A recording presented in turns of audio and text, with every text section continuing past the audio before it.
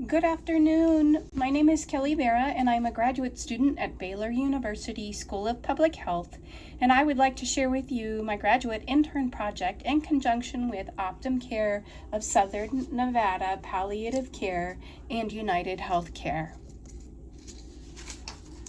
Today I will be giving background for the palliative care community in Southern Nevada, an internship site overview, and the public health competencies I will address, in addition to some public health goals, objectives for my internship at Optum Care Palliative Care of Southern Nevada. I will go into detail about my internship activities, methods, and outcomes. A thorough explanation of the integrative implications for applying public health principles will be discussed, and recommendations will be made. Half of all emergency room visits in the United States are related to cardio or pulmonary failure patients suffering with serious life-threatening symptoms. For example, they can't breathe, they have fluid volume overload, and they require immediate attention before symptoms of impending doom overcome them. And these patients with these symptoms are most impacted by expensive emergency room treatments that often end with admission to hospitals for symptom management. This patient population often feels tremendously dissatisfied with their quality of life and feel as though they have no control over their declining health status. They desire to feel as though they can pivot from the traditional medical model of treatment and focus on the whole person concept. Additionally, as of March 2020, the International Association of Hospice and Palliative Care Professionals redefined the need to preserve dignity and worthiness in patients with serious health-related suffering, especially those suffering with cardiac and respiratory failure.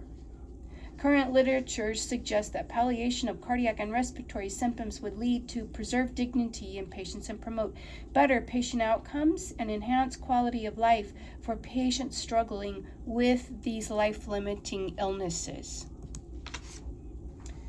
So let's talk for a moment about palliative care, which focuses on reducing symptoms, and research demonstrates that underlying disease severity contributes to reduced functional status. So palliation of disease symptoms can enhance quality of life, reduce depression severity, and ultimately reduce the expense of healthcare and financial resources.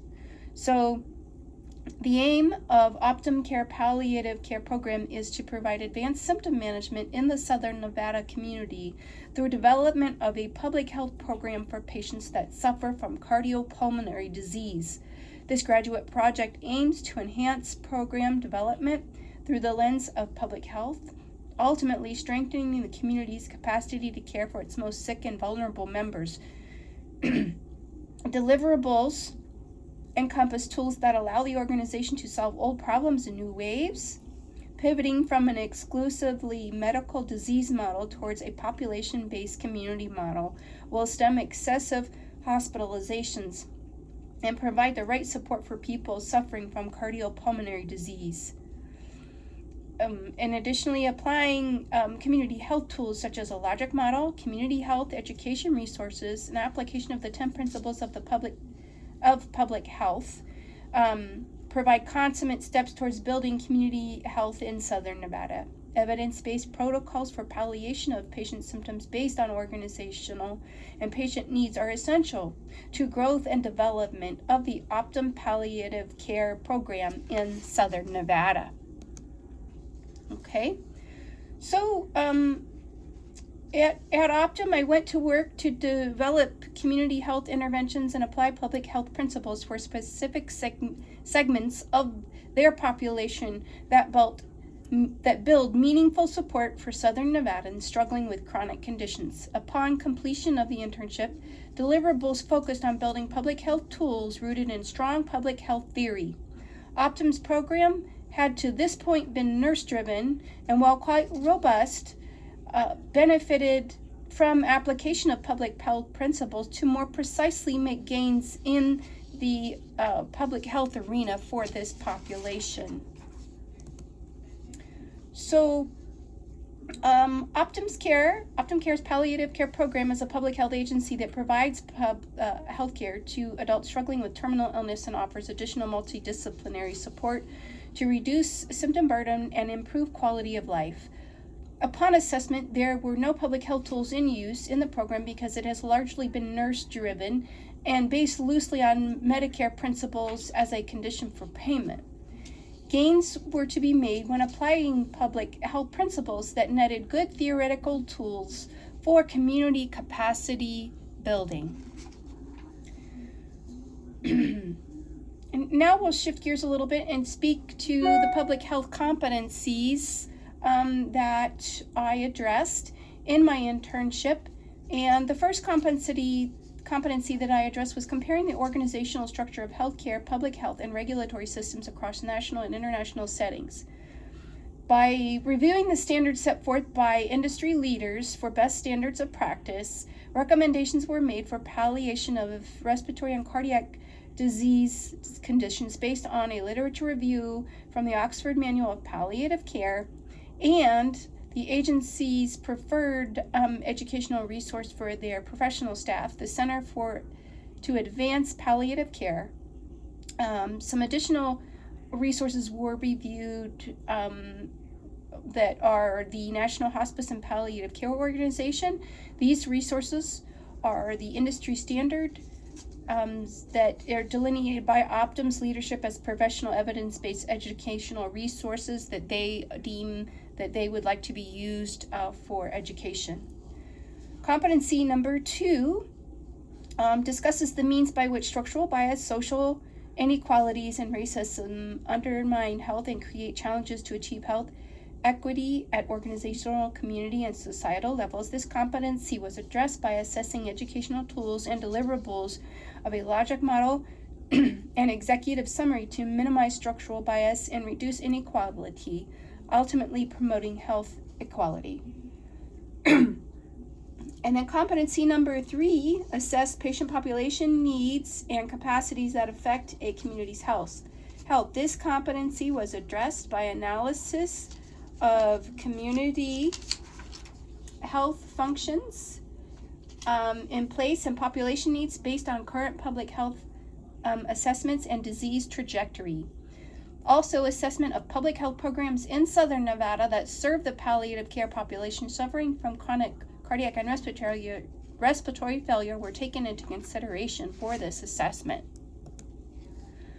And then community health competencies that I integrated into my internship were the community health competency of integrated methods for involving priority populations, partners, and other stakeholders into the planning process.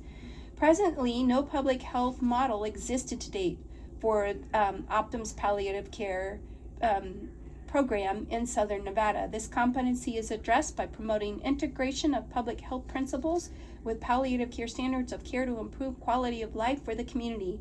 A public health model was developed to be implemented in the Optum business model, specifically to involve these priority populations, partners, and stakeholders. The program is relatively new since its inception and could benefit from involvement of good planning with the right stakeholders at the table. And then finally, competency number 6 for community health competencies, integrating implementation methods into a health education promotion plan.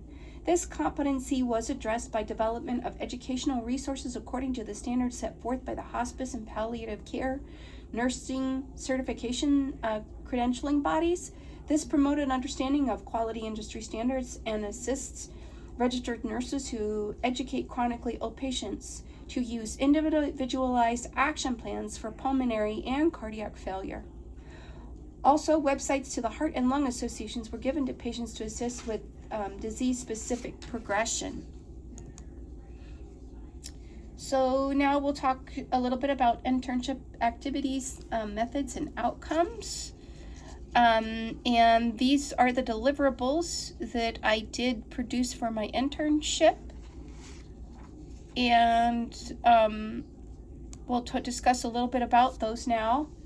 After I recommended educational materials for nurses and community and the community.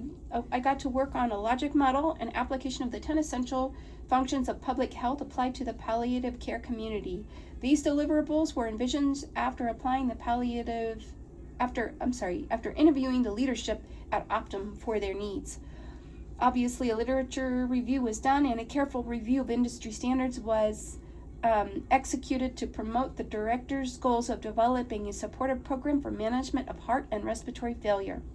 As the project grew, it became apparent that the home health department was also a stakeholder and partner, as the director was attempting to facilitate their needs as well within the organization, and their needs were in tandem with a lot of the needs that the palliative care program meets for the population as well. So development of basic public health tools for the director provided opportunity to overcome barriers and gaps, because no public health tools had been previously developed for the program. Public health tools such as a model of care and basic public health assessment laid groundwork for future growth. Assets were identified in the community from the Heart and Lung Association, as they have patient education materials for heart and lung failure that meet all stringency for solid public health education with minimal bias. The opportunity to transform the program into a multidisciplinary public health program that includes nurses, physicians, social workers, and community health workers is emerging and worthwhile for the community. When we think about the whole person, whole community concept of care, I wanted to take a moment here and just really touch base on the public health model that I developed, because I really feel like that is where the most gains may be made for the Optum organization. And I felt that it was the public health model of care would enhance the vision, mission, and provide opportunity to formulate measurable outcomes in the short, midterm, and long range for the program. Providing a logic model also allows for a multidisciplinary approach, allowing for multiple dynamic needs to be met at the same time, while also providing data points for measurement of short, mid, and long-range outcomes. The overall goal of the Optum Care Palliative Program is to provide supportive services to patients enrolled in Medicare Advantage program and reduce their hospital admission rates, as a goal of the organization is 185 hospital admissions per 1,000 patients enrolled in the palliative care program. Piloting palliative care protocols for the top 2 disease populations of heart and lung failure could greatly enhance quality of care while reducing health care resources needed to care for the Las Vegas population suffering with chronic heart and lung conditions. If successful, other protocols for other diseases could be created as well. Here I have included some statistics taken from the Southern Nevada Health District that reflect the distribution of chronic conditions such as heart and lung disease. They do reflect that heart and respiratory issues comprise a large percentage of the chronic conditions that the community in Las Vegas over 65 do struggle with. Here is a slide from the Southern Nevada Health District that shows the quantity of patients over 65 who do access health care in Southern Nevada.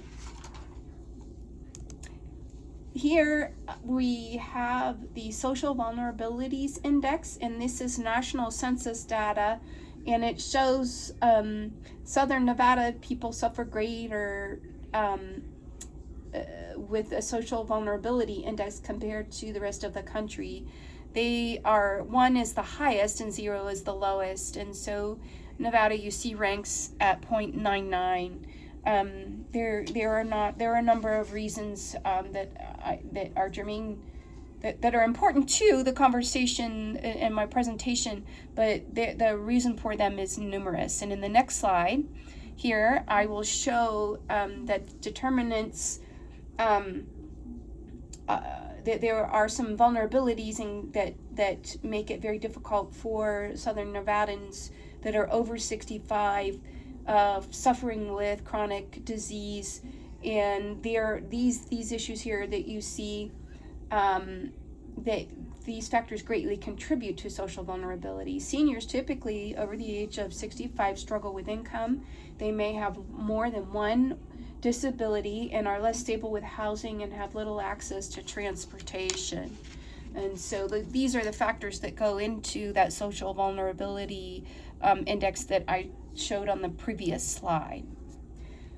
Here, one thing for certain, and I wanted to point out in thinking about this patient population is, as public health people, we look at ways to help improve people's quality of life and how we want to reduce their trajectory of their disease or their chronic illness and improve the quantity of days that they may have that are healthy.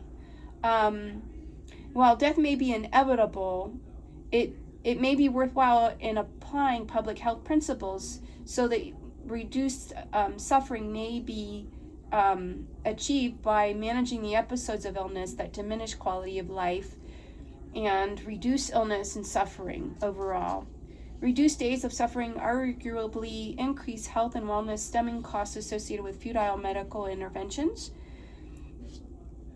And that just goes to show how many elderly people do you know that have expressed their dissatisfaction with medical intervention or that outcome resulting.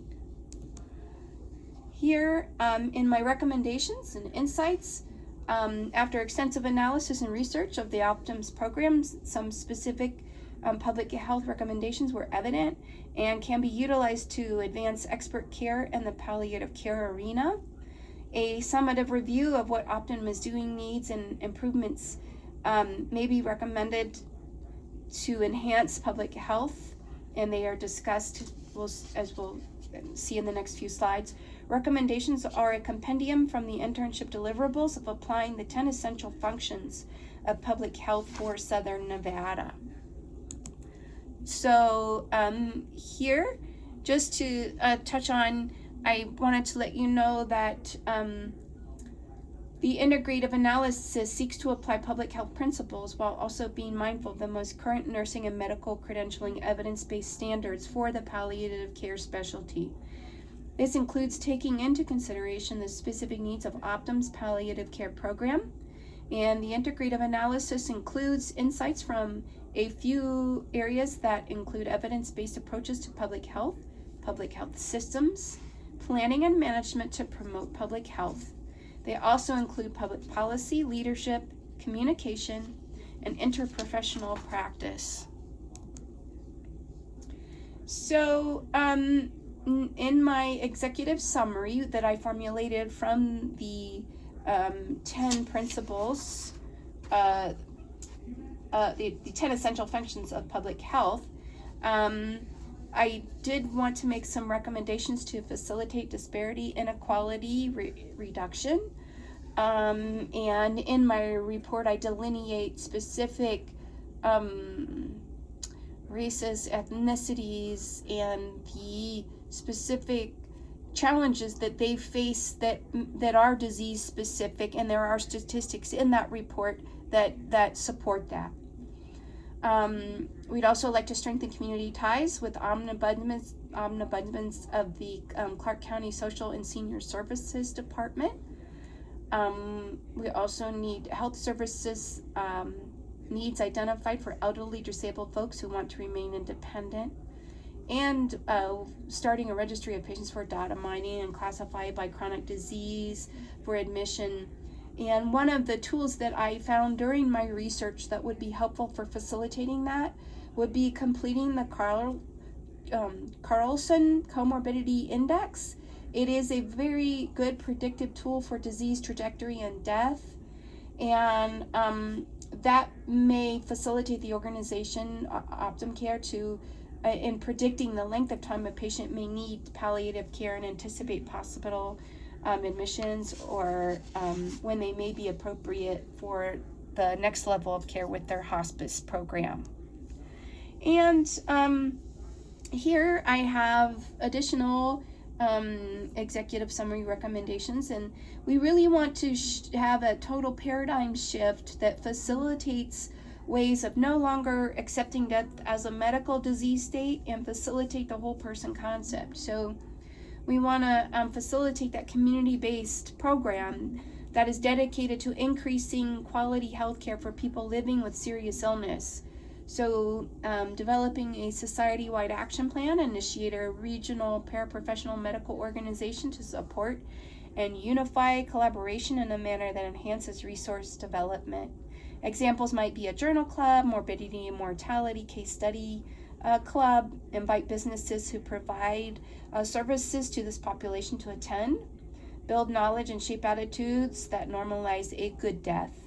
And the months leading up to it, help promote comfort and quality of life for this segment of the population. The difficulty here can be in identifying gaps in the healthcare system at times because it's very segmented currently. Patients want to maintain independence, but they fall, they become dehydrated, they fall prey to avoidable hospitalizations, those kinds of things.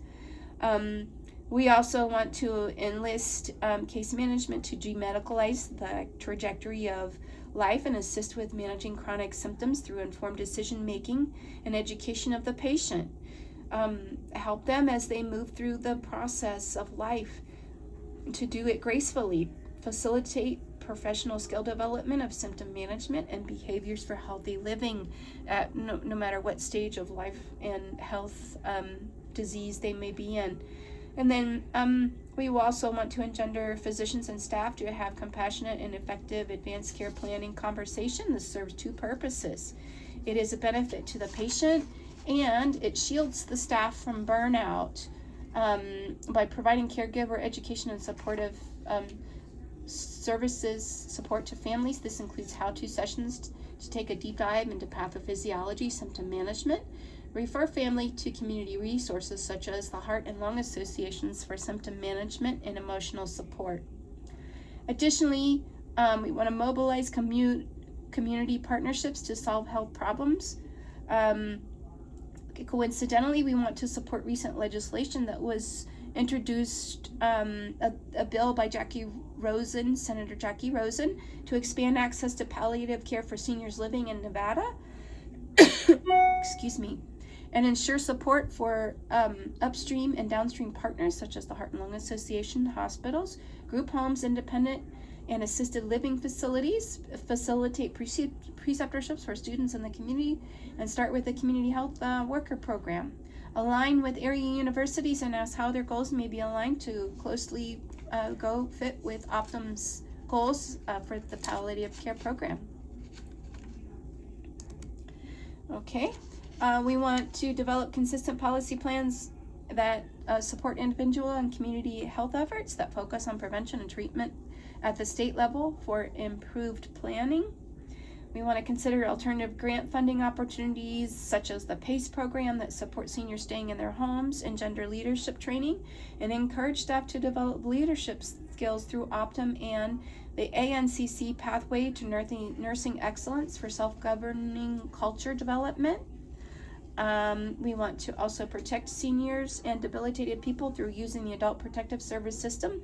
This promotes safety and serves to empower staff to report concerns for safety and well-being. This promotes use of the law to protect it from harm and neglect, and most importantly, expedites access to resources for patients living, in one of the levels of like if they're perhaps they're homeless or they don't have money to buy food or medications.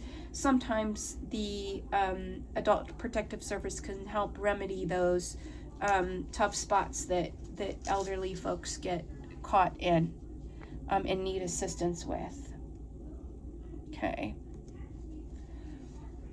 And so additional executive recommendations have to do with assisting patients in identifying needs with personal health services that assure provision of those services, such as you want to evaluate and facilitate effective entry into a coordinated system of care, setting intervals for visits and support by being strategic about disease trajectory and social equity supports and ensure culturally appropriate and targeted health information for the at-risk population and groups. You'll also want to encourage staff to get certified in public in palliative care and hospice.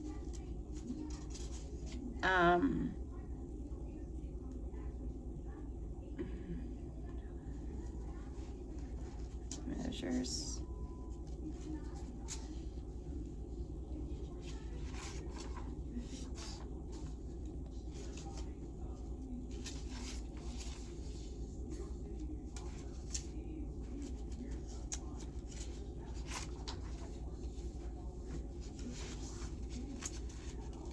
Okay. We want to also evaluate survey results from quality improvement and performance monitoring.